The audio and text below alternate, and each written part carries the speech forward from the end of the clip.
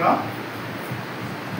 మమ్మల్ని అతి మిక్కిలిగా ప్రేమించిన మా ప్రేమలకు తండ్రి, నీకు స్తోత్రాలు వందనాలు చెల్లిస్తున్నాం. ఈ పునరుద్ధాన దినమున కోరుకొండ గ్రామం జీవన సహవాసంలో ప్రభువా, ఈ రీతిగా మేమందరం కలిసి నిన్ను స్తుతించడానికి, కనపరచడానికి, నిన్ను ఆరాధించడానికి మమ్మల్ని సమకూర్చారు అటువంటి స్తోత్రాలు. మా జీవితాల్లో మీరు చేసిన మేలును బట్టి, చేయబోతున్న మేలును బట్టి కృతజ్ఞత వ్యక్తపరచడానికి, సంఘం యొక్క సమాజంగా సాక్ష్యం ఇవ్వడానికి నాయన మా ప్రియులను బలపరిచినందుకు నీకు వందనాలు చెల్లిస్తున్నాం ప్రభు. ముఖ్యంగా ఈ సమయంలో నీ వాక్యాన్ని మేము ధ్యానించబోతూ ఉండగా మీ ఆత్మ సహాయం మేము కోరుకుంటూ ఉన్నాం. మా హృదయాలను తండ్రి మీరు మండించండి తండ్రి. నీ వాక్యము విత్తబడుతూ ఉన్నప్పుడు వినగల చెవులు, గ్రహించగల హృదయము, అర్థం చేసుకునే మనస్సు మా అందరికీ మీరు అందించాలని ప్రార్థిస్తున్నాం. దేవా, ఈ యొక్క కార్యక్రమంలో మీ ఆత్మ సన్నిధి మాతో ఉంచినందుకు మరొకసారి నీకు వందనాలు తెలియజేస్తూ యేసయ్య పరిశుద్ధ నామమున అడిగి వేడుకుంటున్నాము తండ్రి, ఆమేన్.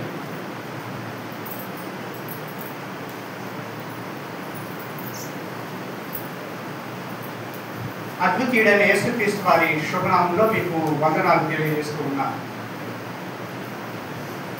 గడిచిన వారాల్లో మనం ఒక ప్రత్యేకమైన అంశం మీద ధ్యానిస్తూ వచ్చాము. అది బ్లెస్సింగ్ మిషన్ 2025 సంవత్సరానికి గాను ప్రకటించిన ముఖ్యాంశం ఏంటండి?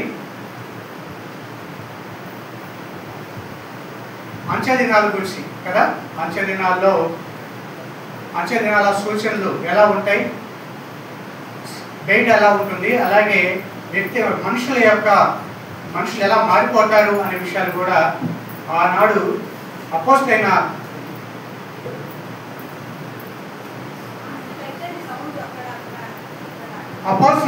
పౌలు తన నిజ కుమారుడైనటువంటి తిమోతికి, సేవకుడు అయినటువంటి తిమోతికి రాసినటువంటి పత్రికలో నుంచి మనం 3వ అధ్యాయం 2వ తిమోతికి రాసిన పత్రిక 2వ పత్రిక 3వ అధ్యాయంలో నుంచి మనం కొన్ని విషయాలు చూస్తూ వచ్చాం. ఎందుకు అవి అంత ప్రాముఖ్యమైన విషయాలు అంటే, ఒకటి, క్రైస్తవులుగా చెప్పుకుంటున్న మనలో ఉండకూడని లక్షణాలు. అవి మనలో ఉంటే అవి ఎలా మన ఆత్మీయ జీవితాన్ని దిగజారుస్తాయో, ప్రభు నామానికి అవమానం తీసుకొచ్చే వ్యక్తులుగా లోకం ఏ విధంగా నిలబడతాయో మనం చూస్తూ వచ్చాం. అంతేకాదు కానీ ఒకవేళ అవి మన సహోదరులో ఉంటే మనం దుఃఖపడాల్సిన లక్షణాలు, మనం విచారించాల్సినవి, ఏడవాల్సిన లక్షణాలు. మన సంఘంలో అవి చీడ పురుగుల్లా ఉండే వ్యక్తులకు అవి ఆ సంఘంలో మనుషుల్ని నాశనం చేసే లక్షణాలుగా అవి పేర్కొన్నాడు అపోస్తలుడైన పౌలు. అంత మాత్రమే కాదు కానీ ఈ లక్షణాలు ఎవరిలో అయితే ఉంటాయో వారు సమాజానికి, సంఘానికి, కుటుంబానికి నాశనాన్ని తెచ్చేవారుగా ఉంటారు.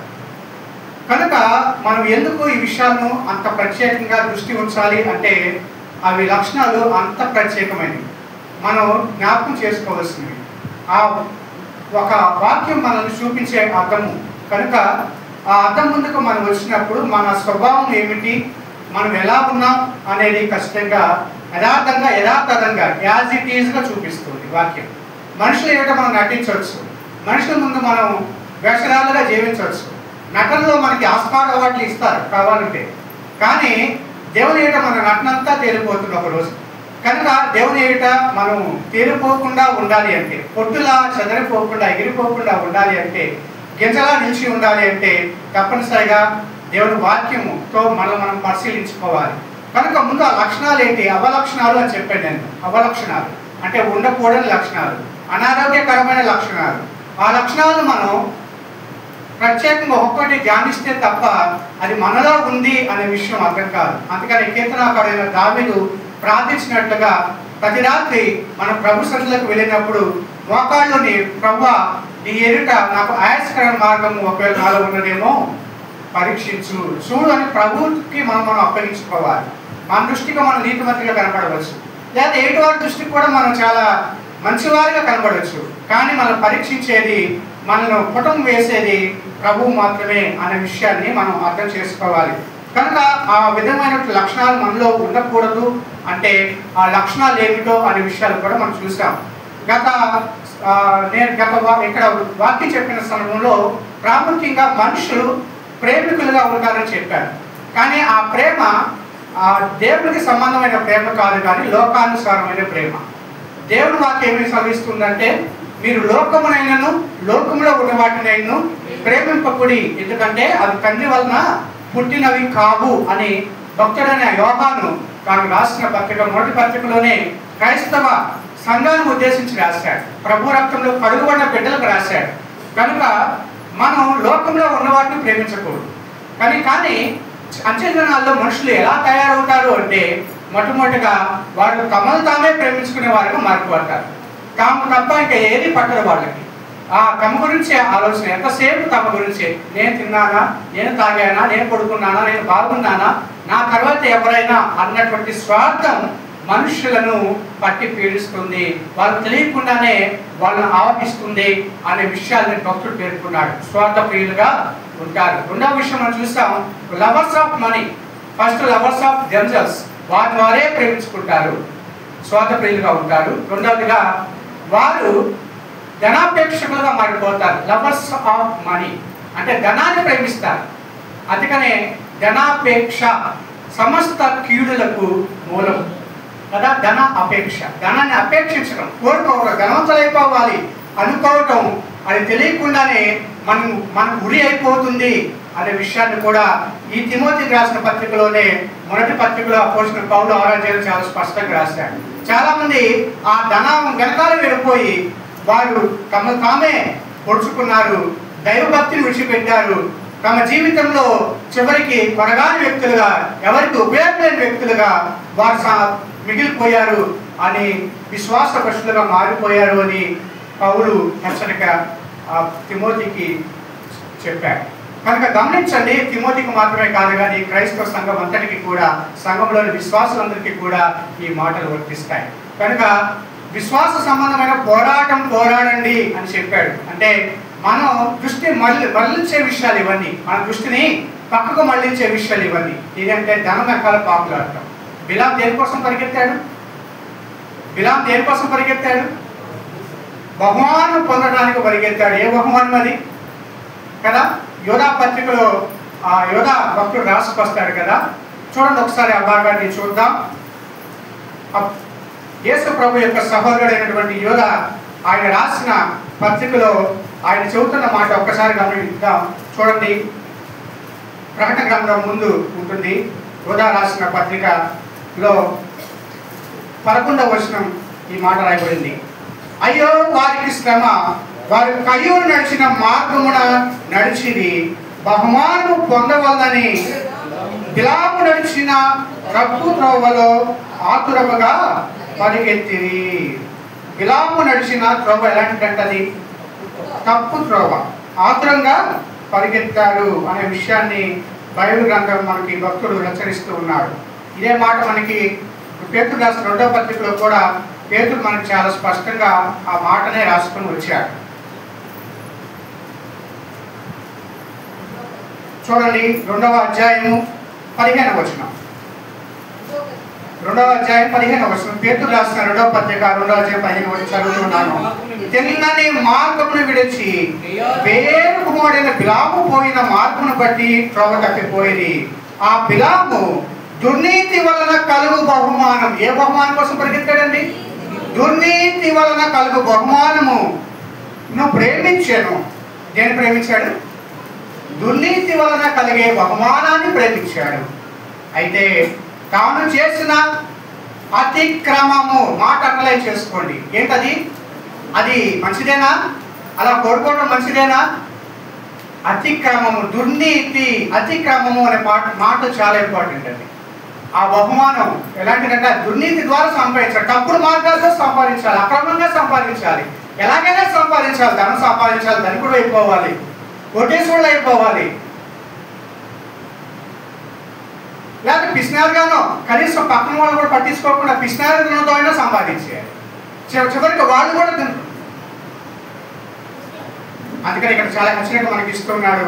తాను చేసిన అతిక్రమ నిమిత్తము అతడు గద్దింపబడెను. ఇది చిన్న విషయం ఏం కాదు, పట్టించుకోకూడని విషయం కాదు. ఇది గద్దింపుకు గురయ్యే విషయం. దేవుడు ఊరుకోడు, గద్దిస్తాడు. ఆ విషయాన్ని బైబిల్ తెలియజేస్తూ ఉంది. ప్రవక్త యొక్క బెదిరితనాన్ని ఆయన గాడిదకి స్వరం నుంచి అడ్డగించాడు. మానవ స్వరంతో గాడిద మాట్లాడింది. ప్రకృతిలో వింత, ఇది ప్రపంచ వింతల్లో ఒక వింత కదా. మానవ స్వరతో ఒక ఘాటు మాట్లాడితే అసలు ఆశ్చర్యపోతారా, లేకపోతే దాన్ని తిరిగి సమాధానం చెబుతారా? అంటే ఎంత వెరితనంలో గెలిపాడో ఆలోచించండి. అంటే తన సెన్స్ కోల్పోయాడు. ధ్యానం కనుక పరుగులెత్తే వారు ఇలాగే ఉంటారు, వాళ్ళకి సెన్స్ ఉండదు. వాళ్ళకి ఒక పుష్టి వ్యాధి వ్యక్తికి ఏ విధంగా స్పృహ కోల్పోతాడు, అలాగే వాడు తాము తప్పు చేస్తున్నాము, లేకపోతే అతిక్రమిస్తూ ఉన్నాము దేవుని యొక్క ఆజ్ఞను, లేకపోతే మేము దుర్నీతికి పరంగా సంపాదిస్తున్నాం, అక్రమ మార్గాలు సంపాదిస్తున్నాం అనే స్పృహ కూడా వారు కోల్పోతారు. బిలాము దాన్ని ప్రేమించాడు, దుర్నీతి వలన కలుగు బహుమానాన్ని ప్రేమించాడు. కనుక ఆయన మనకు హెచ్చరికగా పేతురు భక్తుడు మనల్ని హెచ్చరిస్తున్నాడు, యూదా భక్తుడు కూడా ఆ విషయాన్ని హైలైట్ చేస్తున్నాడు. గమనించండి, చాలా భయంకరమైన విషయం.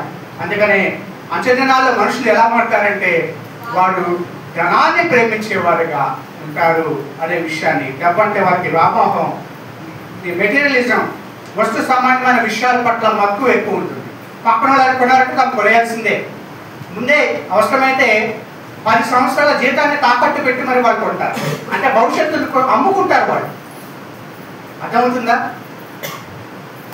ఈఎంఐ మనకి సులువుగా మీరే ముందు కట్టక్కర్లేదండి, ముందు మేము ఇచ్చేస్తాం, తర్వాత మీరు కట్టవచ్చు, పర్లేదు, ముందు తీసుకెళ్ళిపోవచ్చు, మీరు take now pay later.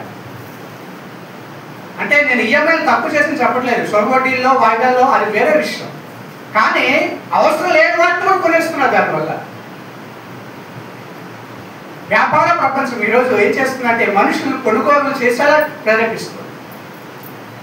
Bible ఒక మాట ఉంది మనకి ఎఫెసీ పత్రికలో, వాయుమండల సంబంధమైన అధిపతి వారిని ప్రేరేపిస్తూ ఉన్నాడు. అలాగే ఈ వ్యాపార ప్రపంచం కూడా మనుషులు ఏం చేస్తుందంటే తమకు అవసరం లేని వాటిని కూడా అది అత్యవసరం అన్నట్లుగా ప్రేరేపిస్తూ ఉంది. గమనించండి, ఆ ట్రాప్లో పడకుండా ఉండాలి. అందుకని బైబిల్లో అప్పు చేయడం రైటా కాదా అంటే దానికి బ్యాలెన్సింగ్ అవసరం. ఒక ట్రాస్ పట్టుకుని ఈ పక్కన మనకు సంబంధించింది ఏదైనా ఉందనుకోండి, మనకు సంబంధించిన బంగారం కావచ్చు, లేకపోతే ల్యాండ్ కావచ్చు, ఏదైనా దాన్ని మనం జస్ట్ దానికి కాగితాలు దాంట్లో పెట్టి తీసుకుని చేయడం తప్పేం లేదు. ఒకవేళ మనం కట్టలేకపోతే అది వెళ్ళిపోతుంది. కానీ ఏమీ లేకుండానే మనుషులు తమ జీవితాలను తాకట్టు పెట్టేస్తున్నారు. గమనించండి, మనం సులువు చేసుకోవడం మంచిదే, కానీ అదే సమయంలో దుర్నీతిగా, అంటే అది అవసరం లేని కూడా కొనుక్కోవాలి అనే తాపత్రయం, పక్కోళ్ళని చూసి వాడుతుంది కదా నాకు లేదు అనుకుంటూ అవసరం లేని వాటిని కూడా కొనడం కూడా, వెంపలాడటం కూడా వెర్రితనం అని బయలుదేరిస్తుంది. గమనించండి, మూడవదిగా మనం చూసాం, మనుషులు దేవుని కంటే ఎక్కువగా సుఖానుభవమును ప్రేమిస్తారు కదా. అదే కదా మనం చూసాం, ఆ మాటను చూసాం కదా. దేవుని కంటే ఎక్కువగా దేన్ని ప్రేమిస్తారు? సుఖానుభవం కదా. ఇంకా సుఖమే సుఖం. ఒక భక్తుడు ఎలా అన్నాడు, ధనవంతుడిగా భూమి మీద సుఖపడి పరలోకానికి వెళ్ళి పాతాళంలో కేకలు వేసే కంటే, నీటి చుక్క కోసం ఆతనాదం చేసే కంటే, ఈ భూమి మీద ఒక పేదవాడిలాగా, రాజులాగా పేదవాడికి ఉంటా కానీ ఇష్టపడతాను. విశ్వాసమందు భాగ్యవంతుడు. దేని ఎందుకు భాగ్యవంతులు అండి? క్రైస్తవుడు ఒకవేళ ఈ లోకం పరంగా ఆస్తి లేకపోయినా విచారించాల్సిన అవసరం లేదు, కానీ విశ్వాసంలో భాగ్యవంతులుగా ఉండాలి. అయ్యో, నా ఆత్మీయ జీవితంలో నేను ధనవంతుడు అవుతున్నానా లేదా, రోజు రోజుకు నా ఆత్మీయ జీవితంలో భాగ్యవంతుడు అవుతున్నానా లేదా, ఇది మనం ఎప్పటికప్పుడు సరిచూసుకుంటూ మన ఆత్మీయ జీవితాన్ని ముందుకు నడిపించుకోవాల్సిన అవసరం. గమనించండి, విశ్వాసం ముందు భాగ్యవంతుడు. ఈ లోకంలో ధనం ఉండటం మంచిదే, దేవుడిస్తే అనుభవించడం మంచిదే, తప్పేమీ కాదు. కానీ వాటి కోసమే వెంపడలాడటం, వాటి వెనకాల పరిగెట్టడం, దేవుని కంటే ఎక్కువగా ప్రేమించడం, సుఖానుభవాన్ని. అన్ని పరిస్థితుల్లో గుండా వెళ్ళాలి కదా. నేను అన్ని స్థితిలో ఉండడం నేర్చుకున్నాను అంటాడు ఎవరు? అపోస్తులైన పౌలు. సంపన్న స్థితిలో ఉండడం నాకు తెలుసు, కాస్ట్లీగా జీవించడం నాకు తెలుసు, అదే సమయంలో ఏమీ లేకుండా ఉండటం తెలుసు, కడుపు నిండి ఉండటం నాకు తెలుసు, ఆకలి ఉండటం కూడా నాకు తెలుసు. అన్ని స్థితిలో కూడా నేను సంతృప్తి కలిగి ఉండా నేర్చుకోగలను. నేర్చుకోవాలి. ఇది నేర్చుకోవాల్సిన విషయం, పుట్టుకతో వచ్చేది కాదు, అందరికీ అభ్యాది కాదు ఇది. అది మనం నేర్చుకోవాలి, ప్రతి ఒక్కరు నేర్చుకోవాలి. ఇదే బైబిల్ కనిపిస్తున్న విషయం. కనుక దేవుని కంటే ఎక్కువగా సుఖానుభవాన్ని ప్రేమించే వ్యక్తులుగా ఉంటారు అనే విషయాన్ని భక్తుడు మనకి హెచ్చరిస్తూ ఉన్నారు కదా. తర్వాత వారు ఏం చేయాలి, గొప్పలు చెప్పుకునే వాళ్ళుగా ఉంటారు అనే విషయం కూడా మనం చూసాం కదా. వారు బెంకమ్ములాడు వారు. ఎవరండి వాళ్ళు? గొప్పలు చెప్పుకుంటారు కదా. ఒక బైబిల్లో యేసుప్రభువు వారు ఒక విషయం చెప్పారు. ఎవరంటే అతను వచ్చి దేవాలయానికి వచ్చాడు, దేవుని ముందుకు వచ్చి గొప్పలు చెప్పుకుంటాడు. ప్రభువా, నేను వారానికి 2 రోజులు ఉపవాసం ఉంటున్నాను, మంగళవారం ఉపవాసం ఉంటున్నాను, గురువారం కూడా ఉపవాసం ఉంటున్నాను. 2 రోజులు. ఎవరైనా సాధారణ 1 రోజు ఉపవాసం ఉంటారేమో, కానీ ఇదేం చదువుతున్నాడు, వారానికి 2 రోజులు, మంగళవారం వచ్చినట్టు ఉపవాసం. చెప్పక్కర్లా, ఆయన ఉపవాసం అండి ఈరోజు. గురువారం వచ్చినట్టు ఉపవాసం, వారానికి 2 రోజులు ఉపవాసం ఉంటున్నాను. తర్వాత ఏం చేస్తున్నాను, నేను దశమ భాగాలు ఇస్తున్నాను, దశమ భాగాలు క్రమంగా ఇస్తున్నాను. చాలా గొప్ప విషయమే. అక్కడ గొప్ప చెప్పుకోవడమే కాదు, కానీ అదే సమయంలో ఏటి వ్యక్తిని కించపరిచేలా, ఏటి వ్యక్తిని తక్కువ చేసేలా దేవుడు ఏదో మాట్లాడుతున్నాడు. నేను జార్ల వలె లేను, నేను చోర్ల వలె లేను. చివరికి ఈ యొక్క సౌకర్య వలె కూడా నేను ఉండనందుకు నీకు కృతజ్ఞత. కృతజ్ఞత చెప్పే విధానం ఇదే అండి. దేవుడికి కృతజ్ఞతలు ఎలా చెబుతారు ఎవరైనా? కృతజ్ఞతలు అంటే నాకు ఉన్నవాటిని బట్టి దేవునికి ఇది పన్నా చెల్లించడం.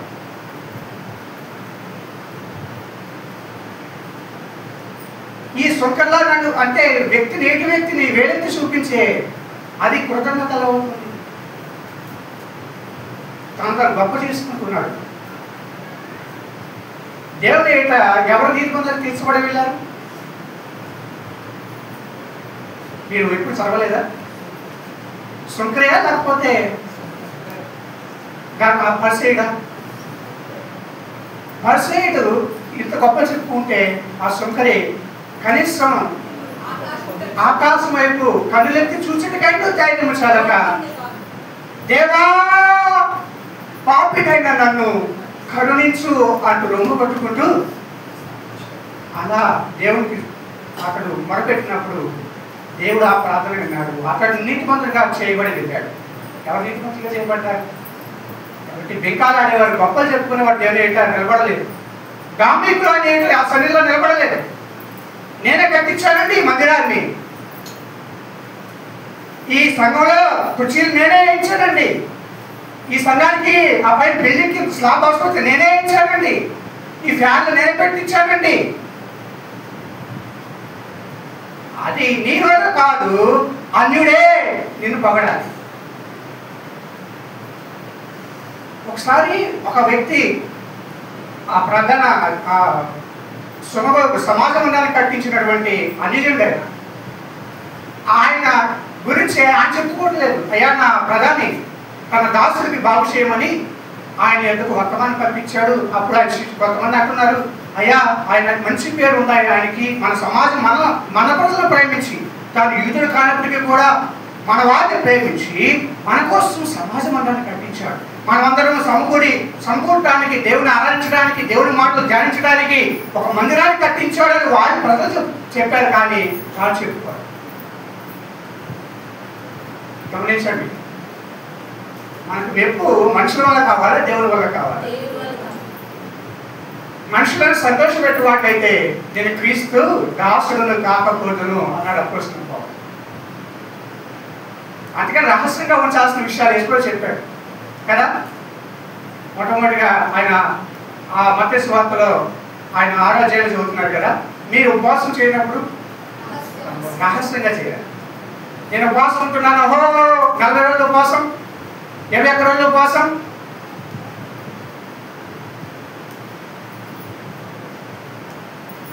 ప్రార్థన చేయనప్పుడు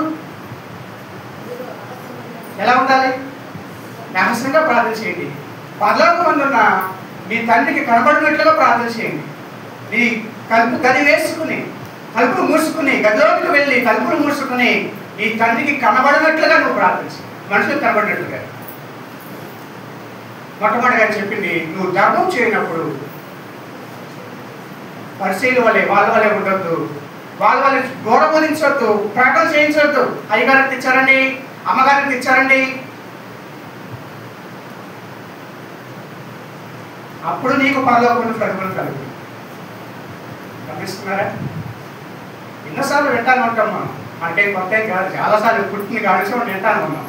కానీ వింటం కంటే చేయడమే చాలా ప్రాముఖ్యం. అదే ఆయన కోరుకునేది. ఇద్దరు ఇల్లు కట్టడం ప్రారంభించారు. ఒకడేమో ఇసుక మీద కట్టేశాడు, వాడు చాలా త్వరగా లేపేశాడు. ఒకరిని బండ మీద కట్టాడు. అప్పుడు దాకా ఇద్దరు ఇల్లు కట్టారు, ఇద్దరికి ఇల్లు ఉంది. కానీ గాలివాన వచ్చింది, వాన విసిరి ఆ ఇంటి మీద కొట్టింది, వరదలు వచ్చాయి. ఏం జరిగింది? ఇసుక మీద ఉన్న ఇల్లు ఏమైంది? పడిపోయింది. బండ మీద నిలబడింది. అప్పుడు ఈశ్వరయ్య చెప్పారు, ఈ నా మాటలు విని వాటి చొప్పున చేయు ప్రతివాడు బండ మీద కట్టబడిన ఇంటి వలె ఇంటిని పోలి ఉంటాడు. హల్లెలూయా. అదే ప్రాముఖ్యం. వినడం చేయడం, వినడం చేయడం, వినడం చేయడం.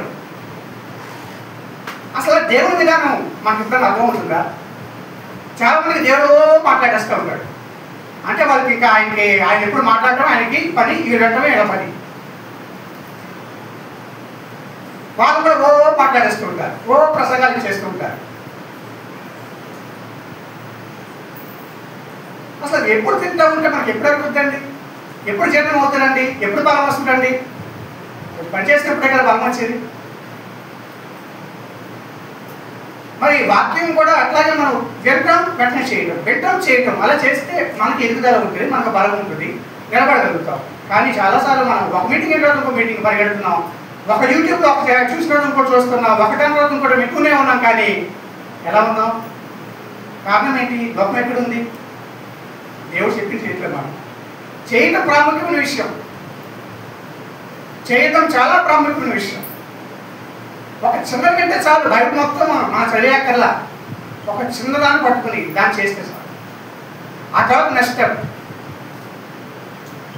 కట్టడం అలాగే కడతారు కదా, ఒకేసారి మొత్తం లేపారు కదా, తీసుకొచ్చి పెట్టారు కదా, ఒక దాని తర్వాత కదా. పిల్లలు ఎలా ఎదుగుతారు? కడుపులో నెల తరబడి ఎదుగుతారు కదా.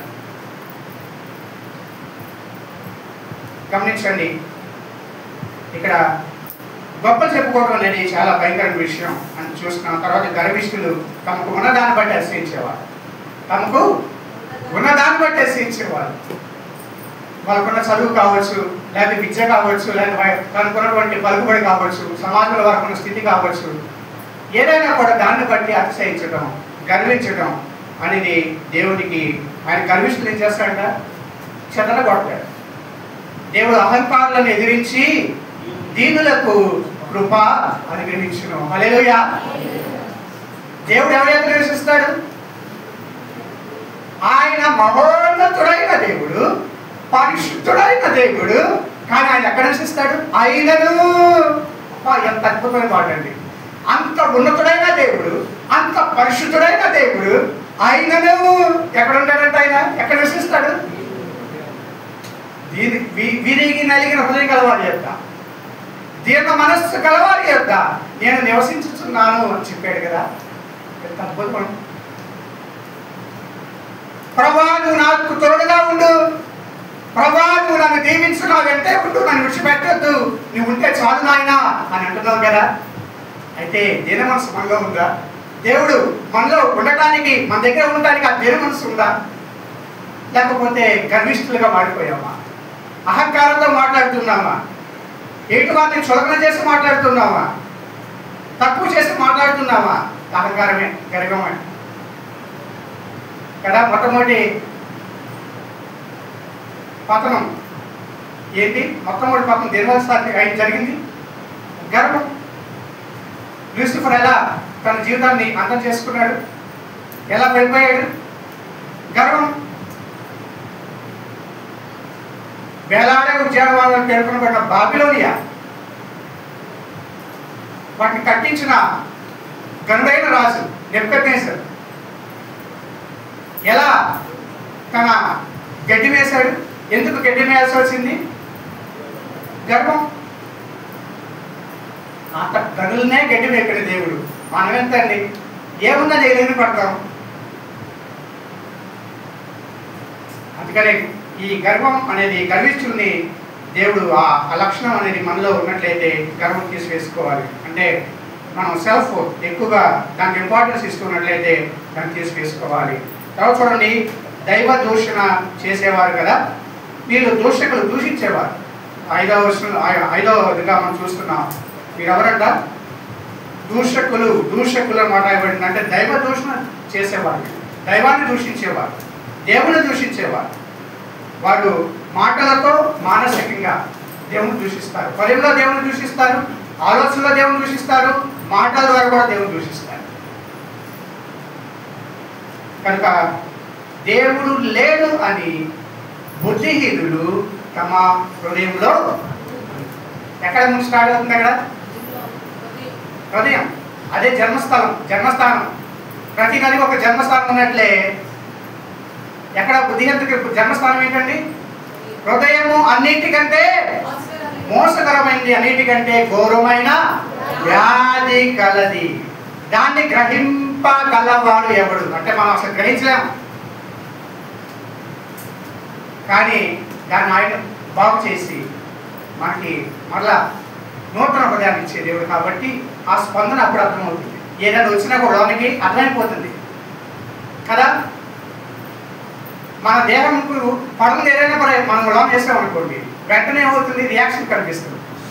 వాంతులు అయిపోవడమో, మోషన్స్ అయిపోవడమో కదా, వెంటనే జ్వరం వచ్చేయడమో, ఏదో సంథింగ్ సిమ్టమ్స్ కనిపిస్తాయి. ఆహా, అయితే ఇది పడలేదు. డాక్టర్ దగ్గర అడుగుతారు, ఏం తిన్నావు కదా, ఏం తిన్నావు, ఎందుకు పడలేదు అంటే నీకు ఎందుకు వచ్చింది అని మళ్ళీ అడుగుతారు. వాళ్ళు ఒకసారి గుర్తు చేసుకో అంటారు. గమనించారా? మేము వైజాగ్ వచ్చేప్పుడు దారిలో మాట్లాడుకుంటుంటే అన్నారు, అన్న మీకు కొంచెం బ్యాక్ పెయిన్ ఉంటుంది కదా, కొంచెం అది ఎట్లా ఉంది అంటే, ఏదన్నా ఎప్పుడన్నా కొంచెం పనులు చేసామనుకోండి, బాగా హెవీ వర్క్స్ చేసేసామనుకోండి, బరువు మోసామనుకోండి, అప్పుడు బాగానే ఉంటుంది. కిందకు వచ్చినప్పుడు కూడా ఎక్కువసేపు కూర్చుని గంట లేకుండా ఉన్నాను అనుకోండి, అప్పుడు బాగానే ఉంటుంది. ఒక 3-4 రోజుల తర్వాత వేడి పడుతుంది. ఆ తర్వాత అప్పుడు అలా అనుకుంటాను, నేను అసలు ఇది ఎందుకు వచ్చింది, ఈ నొప్పి ఎందుకు వచ్చింది, ఎందుకు వచ్చింది అనుకుంటే అప్పుడు గుర్తు వస్తుంది, నేను ఆ బరువు మోసాను కదా, అప్పుడు బాగానే ఉంది. కానీ దాని ఎఫెక్ట్ ఎప్పుడు? కొద్ది రోజుల తర్వాత. గమనించండి. కనుక వీటిని చాలా జాగ్రత్తగా గుర్తించాలి. అది గ్రహించలేం అని చెబుతున్నాడు దేవుడు, కానీ ఆయన మనకు హృదయాన్ని ఇచ్చాడు, నూతన హృదయాన్ని కదా. ఆ నూతన హృదయంలో ఆయన ఉండటం ద్వారా మనకి వాటిని జ్ఞాపకం చేస్తారు. తర్వాత తల్లిదండ్రులకు అవిధేయులుగా ఉన్న వారిని గురించి మనం చూసాం. తల్లిదండ్రుల పట్ల వారు కన్నవారికి మాట వినరు, వారు తిరుగుబోతులుగా ఉంటారు అని చూసాము. తర్వాత 7వదిగా కృతజ్ఞత లేనివారు, అన్థ్యాంక్ఫుల్ కదా, అన్గ్రేట్ఫుల్. వాళ్ళు చేసిన మేలుని మర్చిపోయేవారు కదా. కృతజ్ఞత చెల్లించడం అనేది అది మన విధి, మన బాధ్యత, మన కర్తవ్యం. ఈ బైబిల్ చెబుతుంది. చూడండి, దశలోనిలకు రాసిన మొదటి పత్రిక 2వ అధ్యాయము 13వ వచనం. దశలోనిలకు రాసిన మొదటి పత్రిక 2వ అధ్యాయము 13వ వచనంలో అపోస్తలుడైన పౌలు దశలోనిక సంఘానికి రాస్తూ ఆయన ఏమని పేర్కొన్నాడో ఒకసారి చూద్దాం. ఆ హేతువు చేతను మీరు దేవుని గూర్చిన వర్తమాన వాక్యము మా వలన అంగీకరించినప్పుడు మనుషుల వాక్యమని ఎంచక అది నిజముగా ఉన్నట్టు దేవుని వాక్యమని దాన్ని అంగీకరించింది కనుక మేము మానక కృతజ్ఞతాస్తుతులు చెల్లిస్తున్నాము. అది మన విధి, మన కర్తవ్యం, మన బాధ్యత. కృతజ్ఞతలు చెల్లించడం అనేది దేవుని చిత్తం. అదే మాట ఇక్కడ దశలోనిక పత్రికలో రాసుకొచ్చాడు. 5వ అధ్యాయం 16వ వచనం. దశలోనిక రాసిన మొదటి పత్రిక 5వ అధ్యాయం 16వ వచనం. ప్రతి విషయమునందును కృతజ్ఞతాస్తుతులు చెల్లించుడి, ఇలాగు చేయుట యేసుక్రీస్తునందు మీ విషయంలో దేవుని చిత్తము. అలా దేవుని చిత్తం ఏంటండి? దేవుని చిత్తం కోసం ఉపవాసాలు ప్రార్థన చేయాలా? అవును, నిజమే, కొన్నిసార్లు అవసరమే. మనకి భవిష్యత్తు తెలియనప్పుడు, అలాగే జీవిత భాగస్వామిని ఎంపికగా చేసుకునే సమయంలో, ఏ ఉద్యోగం చేయాలి, మనకి ఏదైనా ఎటు వెళ్ళాలి అనే విషయాల్లో దేవుని చిత్తం కోసం ప్రార్థన చేయొచ్చు, ఉపవాసం ఉంది. కానీ కొన్ని ఆల్రెడీ దేవుడు చెప్పేస్తాడు, ఇది నా చిత్తం, నాకు ఇష్టం అని చెప్పాడు ఆయన. మన దానికోసం ప్రత్యేకంగా వెళ్ళి అడగక్కర్లా దేవుడిని, ప్రభా నీకు ఇష్టమేనా, ఇన్ని చిత్తమేనా అని చెప్పేసాడు ఆల్రెడీ. కృతజ్ఞత చెల్లించడం అనేది ప్రతి విషయంలో, అంటే కొన్ని విషయాల్లో కాదు, అన్ని విషయాల్లో, మేలైనా కీడైనా, జీవమైన మరణమైన, ఏదైనా కూడా, లాభమైన నష్టమైన ప్రతి విషయం అందరూ కృతజ్ఞతలు చెల్లించడం దేవుని చిత్తం. మీరు చెల్లించాలి అని చెప్పాడు. అదే సమయంలో మీరు పరిశుద్ధులగుటయే అనగా జానత్వములకు దూరంగా పారిపోగుటయే దేవుని చిత్తం. ప్రభువా నేను పరిశుద్ధులుగా ఉండాలా, నేను బూతు మాటలు మాట్లాడించలేదా, మీరు మా దేవుని దగ్గరికి వెళ్ళి అడగగలను. ఎందుకు? అలాగే దేవుడు చెప్పాడు, నువ్వు పరిశుద్ధులుగా ఉండాలి, మీరు పరిశుద్ధులై ఉండడి అని దేవుడు చెప్పాడు. నేను పరిశుద్ధుడు, ఎందుకు? నేను పరిశుద్ధుడు కనుక మీరు కూడా పరిశుద్ధులుగా ఉండాలి. దానికోసం మళ్ళీ దేవుడి చిత్తం కొనుక్కోవాల్సిన అవసరం లేదు. బిలాములాగా ప్రభువా వెళ్ళమంటా వద్దా, ఇది చిత్తమేనా, వెళ్ళమంటా వద్దా, అదిగో వచ్చి మళ్ళీ అడుగుతున్నాడు ప్రభువా. ఇదిగో ముందేమన్నాడు, బాలాకు తన ఇంటిని వెండి బంగారం నాకు ఇచ్చినప్పటికీ కూడా నేను వెళ్ళను. బా ఏం చెప్పదండి, ఏం చెప్పాడండి, క్యా డైలాగ్ కాదు, క్యా బాత్ కాదు, ఎంత అద్భుతంగా చెప్పాడండి. అబ్బా చూసినంత అబ్బో మరి చెప్పాడే అన్నట్లుగా చెప్పాడు. కానీ తర్వాత ఏంటి, మళ్ళా దేవుని దగ్గరికి వెళ్ళి ప్రభా మళ్ళా వచ్చి అడుగుతున్నాడు, ప్రభా వెళ్ళమంటావా? ప్రభా ఏమన్నాడు, సర్లే వెళ్ళాలనుకుంటున్నావు కదా వెళ్ళి. దేవుని చెప్తాను తనకు తెలుసు, కానీ తెలిసినప్పటికీ కూడా దేవుణ్ణే మనసు మార్చుకునేలా చేయాలనుకుంటాడు. మనం ఎంత మేధావులు, దేవుడికే మనం పాఠాలు చెబుతూ ఉంటాం. దేవుడికే ప్రభా అలా కాదు, ఇక్కడైతే బాగుంటుంది ప్రభా. ఎవరైనా మాట లోతు, ప్రభా నేను అంత దూరం పరిగెత్తుకుని వెళ్ళలేను ప్రభా, నేను బయటికి తీసుకొస్తున్నాడు, ఆయన తీసుకు కాపాడలేడా? ఆ పట్టణంలో నుంచి నిన్ను అక్కడే చంపేసేవాడు కదా, వాడు దుమ్మిగా వచ్చి నీ మీద పడినప్పుడు ఆ పట్టణంలో నుంచి నిన్ను నీ కుటుంబాన్ని బయటికి లాక్కొచ్చాడు కదా దేవదూతల ద్వారా ఆయన. నువ్వు వెళ్ళే వరకు దాన్ని ఆపలేడా? ప్రభా నేను అంత దూరం పరిగెత్తుకుని వెళ్ళలేను ప్రభా. ఏం జరిగింది? ఒకసారి దేవుడికి మన సలహాలు ఇచ్చేస్తాం, ప్రభా అలా చేస్తే బాగుంటుంది, ఇలా చేస్తే బాగుంటుంది, ప్రభా మనసు మార్చుకో ప్రభు. దేవుడు మనసు మార్చుకున్నాడా? మార్చుకోవాలి. మనం మనసు మార్చుకోం, దేవుడు మార్చుకోవాలి. మనం మారుమనసు పొందాం, దేవుడు మారుమనసు పొందాలి.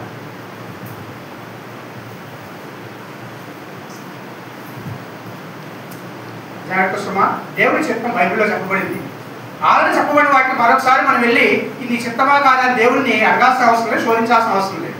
అది స్పష్టంగా మనకు అర్థమయ్యే భాషలో, మనకు అర్థమయ్యే రీతిలో ఆయన స్పష్టంగా మనం చదువుకోగలిగిన భాషలో ఇచ్చాడు. దానికోసం ఇంకొక వ్యక్తి వచ్చి, ప్రవక్త వచ్చి అది దేవుడి చిత్తం కాదు, మీరు అపవిత్రులుగా ఉండాలని దేవుడు పిలుస్తున్నాడు అని మొత్తం పువ్వులు చేశాడు అనుకోండి, ఏం చేయాలి? మీరు తాగినా పర్వాలేదు, ఆయన వచ్చేది. మీరు మందిరంలోకి వచ్చి తాగొచ్చు, మందిరంలోకి వచ్చి గింతలేయచ్చు, మందిరంలోకి వచ్చి తందాలను ఆడవచ్చు అంటే ఒప్పుకుంటారా? అప్పుడు కూడా దేవుడి చిత్తం కలుపుకుంటారా?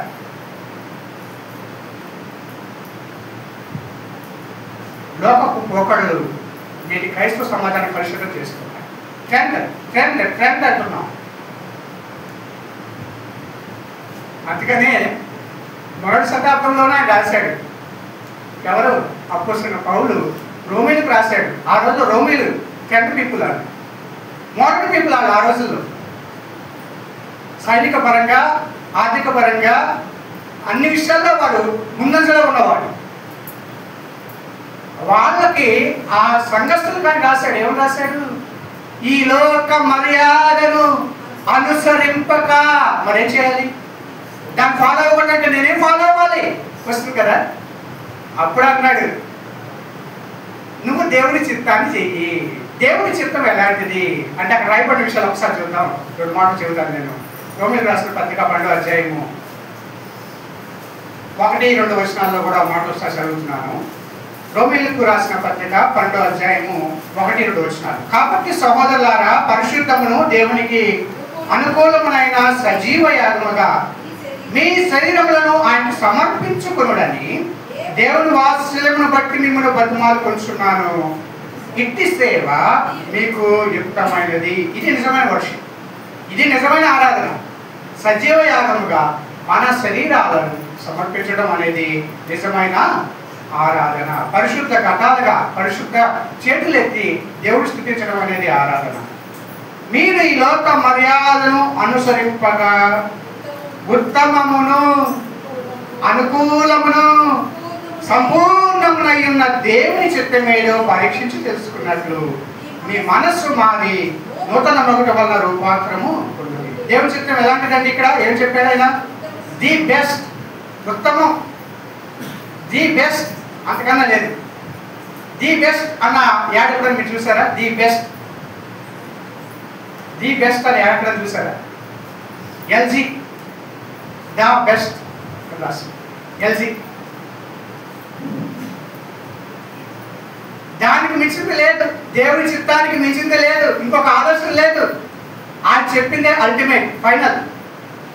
ఎందుకంటే అది ఉత్తమమైనది. రెండవది ఏంటండి? అనుకూలమైనది, కన్వీనియంట్.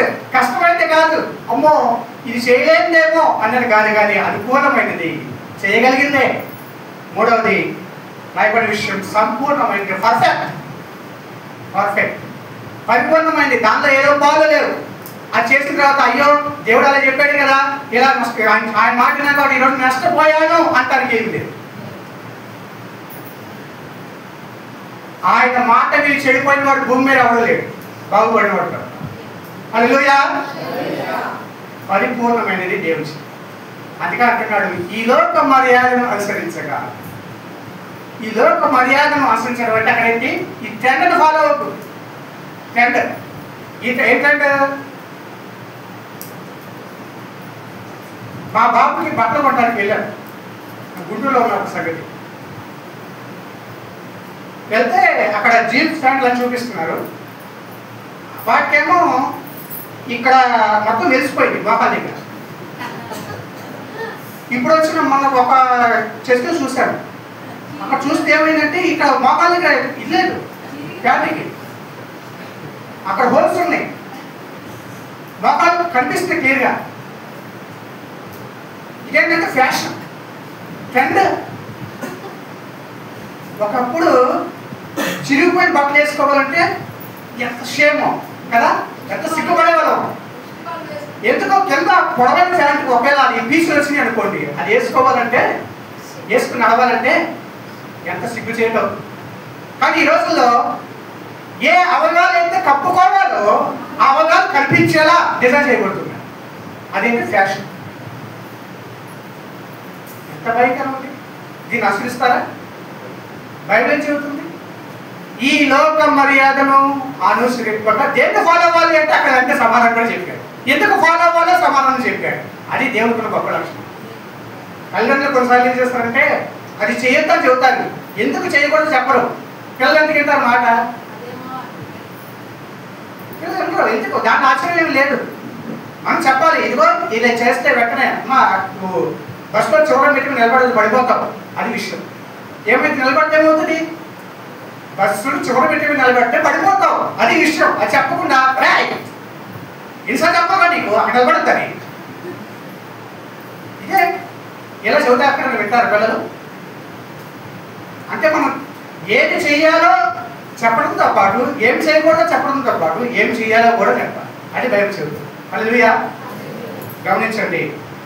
అందుకని కృతజ్ఞతలు చెల్లించడం అనేది దేవునికి ఇష్టం అనే ఒక విషయాన్ని మనం గమనిస్తున్నాం. ఒకసారి యేసు ప్రభు దగ్గరికి కొంతమంది కుష్ఠరోగులు ఆయన వెళ్తుంటే ఎదురొచ్చి సాగిలి పడ్డారు. ఆయన వారి మీద కనికరపడి వాళ్ళు స్వస్థపరిచారు. ఆ స్వస్థపరిచిన తర్వాత అన్నాడు, మీరు బాబాయ్ గారికి వెళ్ళిపోవడం అని చెప్పలా, వెళ్ళి డాక్టర్ చూపించుకోవడం. అంటే ఒకసారి డాక్టర్ సర్టిఫికేట్ కావాలి మరి, ఎందుకంటే సిటీలోకి ఎంటర్ అవ్వాలంటే మాత్రం కంపల్సరీ డాక్టర్ సర్టిఫికేట్ కావాలి, అంతే కదా. కోవిడ్ వచ్చింది. కోవిడ్ వచ్చిన తర్వాత అందరిని ఎక్కడ పెట్టారండి కదా. వాళ్ళు బయటికి రావాలంటే మన కుటుంబంతో కలిసి ఉండాలంటే, మనుషుల్లోకి రావాలంటే వాళ్ళకి కోవిడ్ లేదు అనే ఒక సర్టిఫికేట్ ఇవ్వాలి. అది ఉంటేనే, లేదా క్వారంటైన్ కదా, క్వారంటైన్ మనుషులు దూరంగా ఉండాలి క్వారంటైన్ అనేది. వాళ్ళు కూడా ఇప్పుడు సమాజంలోకి వెళ్ళి మనుషుల మధ్యలో లేకపోతే వాళ్ళ కుటుంబాలు తిరిగి వెళ్ళాలి అంటే నాకు కుష్ఠరోగం తగ్గిపోయిందని ఎవరు సర్టిఫికేట్ ఇవ్వాలి? ప్రధాన యాజకుడు సర్టిఫికెట్ ఇవ్వాలి, యాజకుడు సర్టిఫికెట్ ఇవ్వాలి. అందుకని అన్నాడు, మీరు వెళ్ళి యాజకుడు మిమ్మల్ని కనపరచుకోండి అని చెప్పాడు. వారు వెళ్ళారు. వెళ్ళిన తర్వాత ఒక్కడు మాత్రం, అందరూ శుద్ధులయ్యారు, వెళ్తుండగా శుద్ధులైపోయారు, దారిలో శుద్ధులయ్యారు. వెళ్ళిన తర్వాత ఒక్కడు మాత్రం తిరిగి వచ్చాడు. తిరిగి వచ్చి ప్రభుని స్తుతించాడు, దేవుని స్తుతించాడు. అప్పుడు ఆయన అన్నాడు, ఈ సమరయుడు తప్ప ప్రభుని కనపరచడానికి ఇంకెవరు తిరిగి రాలేరా? అంటే దేవుడు కృతజ్ఞత వ్యక్తం చేస్తున్నా లేదా, ఎక్స్పెక్ట్ చేస్తున్నాడా లేదా? కృతజ్ఞత దేవుడు ఎక్స్పెక్ట్ చేస్తాడు. అంటే అందుకని కృతజ్ఞత కలిగి ఉండండి, కృతజ్ఞత కలిగి జీవించండి. కనుక మనుషులకి మనం కృతజ్ఞత కలిగి జీవించాలి, అలాగే దేవుడికి కూడా మనం కృతజ్ఞత కలిగి జీవించాలి. అందుకని కీర్తనకారుడు దావీదు అంటాడు, నా ప్రాణమా యెహోవాను సన్నుతించు, నా అంతరంగమున సమస్తమా ఆయన పరిశుద్ధ నామమును సన్నుతించుము. కాబట్టి మన జీవితంలో మేలు చేసిన వారి పట్ల మనం కృతజ్ఞత కలిగి ఉండాలి, దేవునికి కూడా మనం కృతజ్ఞత చెల్లించాలి. కృతజ్ఞత లేని వారిని పరిశుద్ధ గ్రంథం నీతిమంతులుగా ఎంచదు అనే విషయం గుర్తుపెట్టుకోవాలి. ఎలా చదువుతున్నారండి అంటే లేఖనే చదువుతుంది. చూడండి ఒకసారి కీర్తన 140వ కీర్తన 13వ వచనం. 140వ కీర్తన 13వ వచనంలో ఈ విధంగా బైబిల్లో కీర్తనకారుడు, నిశ్చయముగా నీతిమంతులు నీ నామములకు కృతజ్ఞతాస్తుతులు చెల్లించెదరు. హల్లెలూయా. ఎవరు చెల్లిస్తారంట? నీతిమంతులు దేవుడి నామానికి కృతజ్ఞత చెల్లిస్తారు. అది చెల్లిస్తాడో లేదో కాదు, నిశ్చయముగా ఖచ్చితంగా చెల్లిస్తారు, 100% కదా. ఎవరి లక్షణం ఇది? నీతిమంతుల లక్షణం. మనం నీతిమంతులం కాదు అవునో తెలుసుకోవాలంటే ఒక లక్షణం ఉంటుంది. ఏ లక్షణం అది? కృతజ్ఞత కలిగి జీవించడం.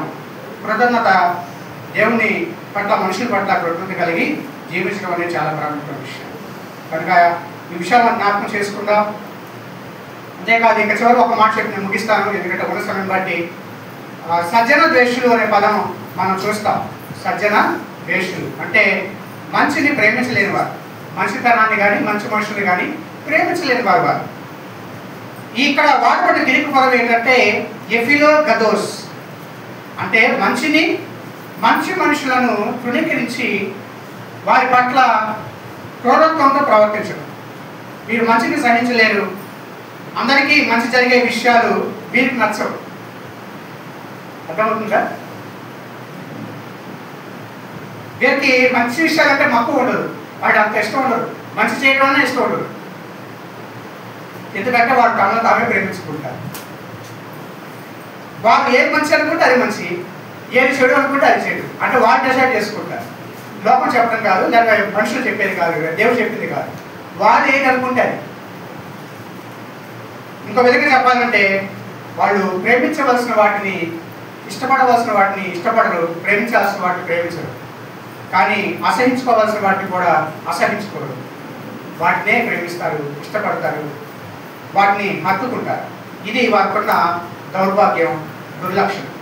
కనుక ఇలాంటి వారి గురించి దేవుడు ఏమైనా హెచ్చరించాడు ఒకసారి చూద్దాం. యెషయా గ్రంథం 5వ అధ్యాయం 20వ వచనం.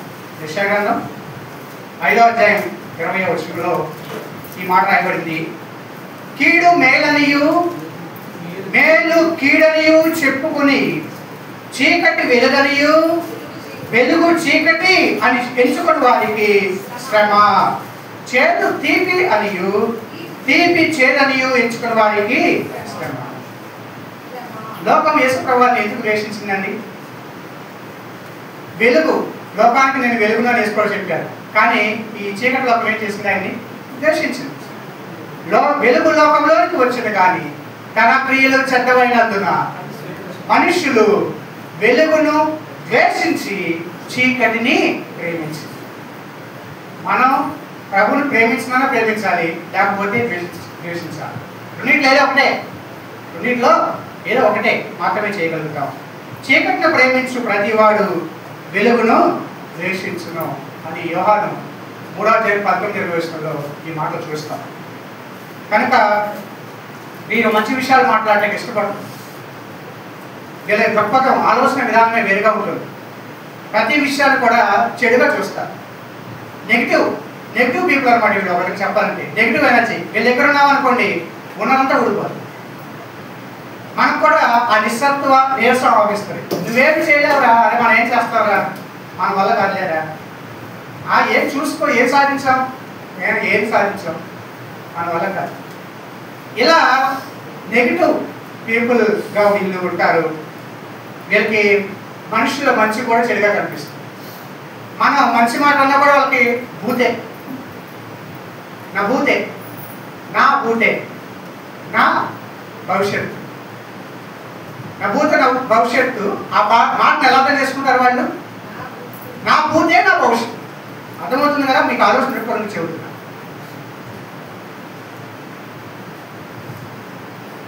అంతకు ముందు లేదు, ఇక ముందు ఉండదు అని దాన్ని ఎలా అర్థం చేసుకున్నారు వాళ్ళు? అందుకనే ఎగ్జాంపుల్ నేను చెప్పలేదు. మీరు ఎగ్జాంపుల్ ఉంటే మీరు చెప్పొచ్చు చేశారు, రైట్? మనుషుల మంచి చెడుగా కనిపిస్తుంది. మంచి సలహాలు ఇచ్చిన వాళ్ళు స్వీకరించరు, ఎందుకంటే అది వాళ్ళ దృష్టిలో కొత్త సలహా. మీరే మొత్తం సలహా అనుకుంటారు, కానీ వాళ్ళు ఎలా తీసుకుంటారు దాన్ని? చీప్ అడ్వైస్, కొత్త సలహా. ఇదే మంచి సలహా ఇంకా పట్టించుకోవాల్సింది కాదు. విశ్వాసి లోకం చేత ద్వేషించబడతాడు. కారణం ఎందుకంటే నిర్హేతంగా లోకం మనల్ని ఎందుకు ద్వేషిస్తుందంటే అదే కారణం. అది అందుకనే పరిశీలన శాస్త్రులు యేసుప్రభువుని ఎందుకు ద్వేషించారు? ఆయన వాళ్ళని ఈ చెడుగానే వేడి పెట్టినాడు. అయ్యో శాస్త్రులైన పరిశీలారా శాస్త్రులారా, వేషధారులైన పరిశీలారా శాస్త్రులారా అంటూ ఆయన్ని వాళ్ళని ఉద్దేశించి మాట్లాడినప్పుడు వాళ్ళని చెడుతనాన్ని గుర్తించడానికి బదులుగా ఆయన్ని సులువేశారు. అదే అలా ఉంటుంది వీళ్ళ దృక్పథం. అందుకని వారు ప్రభువుని ద్వేషించారు. ఇలాంటి వ్యక్తులు ఒకవేళ మన సహవాసాల్లో ఉంటే దానికన్నా ప్రమాదకరమైంది మరొకటి లేదు. గుర్తుంచుకో, ఈ లక్షణం చాలా భయంకరమైనది. కనుక ఇలాంటి వాడు మన సహవాసాలు ఉంటే సంఘాల్లో చీలికలు వస్తాయి, విభేదాలు వస్తాయి. వాళ్ళ నిర్ణయాలు, ఆశయాలు సహవాసాన్ని తప్పుడు మార్గంలోకి నడిపిస్తాయి. దేవుని వాక్యాన్ని వారు జీవితంలో అన్వయించుకోవడానికి బదులుగా విమర్శించడం ప్రారంభిస్తారు. ఒకవేళ ఈ లక్షణం మనలో ఉంటే మంచితనాన్ని ప్రేమించలేకపోవడం, మంచివారిని గౌరవించలేకపోవడం, సద్బోధకుడు సత్యవంతుడైన దేవుణ్ణి యొక్క అనుపాలనలో ఉండలేకపోవడం ఒకవేళ ఉన్నట్లయితే మనం సజ్జన ద్వేషులు. కనుక ఈ లక్షణం ఒకవేళ మనలో ఉన్నట్లయితే తీసివేసుకుందాం. ఈ విషయాలు ఒకసారి మనం జ్ఞాపకం చేసుకోండి. వీటన్నిటికీ కూడా ఇలాంటి వ్యక్తులకి నువ్వు విముఖుడు అయి ఉండు అని చెప్పాడు కదా. ఇలాంటి వారికి నువ్వు ఎలా ఉండాలి? దూరంగా ఉండు. అలాంటి వాళ్ళతో సహవాసం చేయి.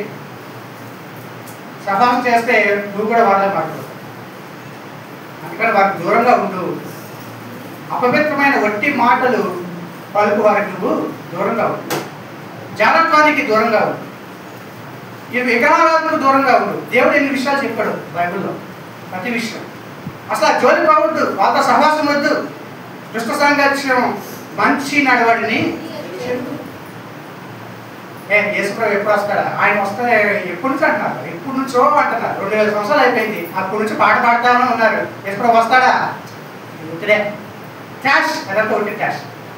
ఇలా మాట్లాడతారు. పునరుద్ధరణ లేదంటారు వాడు. తిరిగి మళ్ళా జన్మించడం లేదు, పరలోకం లేదు, నరకం లేదు. ఎలా మాట్లాడతారు వాడు? ఈ భూమి మీద అనుభవించేద్దాం అంతా. కాబట్టి ఈ రోజే తిందాం, ఈ రోజే తాగేద్దాం, ఈ రోజు చచ్చిపోతాం. రేపు చచ్చిపోతాం కదా, ఇంకెందుకు? ఇవాళ తినేద్దాం, ఇవాళ తాగుదాం, ఇవాళ అనుభవిద్దాం. ఇది వాళ్ళ సైకాలజీ. గమనించండి, అలాంటి వ్యక్తులకి దూరంగా ఉండడం సాధిస్తుంది. కనుక మనలో ఈ అవలక్షణాలు ఒకవేళ కనిపిస్తే మనం సరి చేసుకుందాం. ప్రభు దగ్గరికి వెళ్ళి పశ్చాత్తాపడదాం. ప్రభువా, నన్ను నీ వల్లే మార్చండి ప్రభువా. నాలో ప్రజలు నిన్ను చూడాలి, నీ స్వరూపం నాలో కలగాలి, నన్ను నీ వల్లే మార్చు అని ప్రభు గుణలక్షణాలు పుణిపుచ్చుకుందాం. ప్రభు మహిమ వరకు జీవిద్దాం. దేవుడు అటువంటి ధన్యతను మనందరికీ దయచేయును కాక. ఆమె తల ఉంచుకుని ప్రార్థన చేసుకుందాం. ప్రభువా, నువ్వెంత నమ్మదగిన దేవుడు.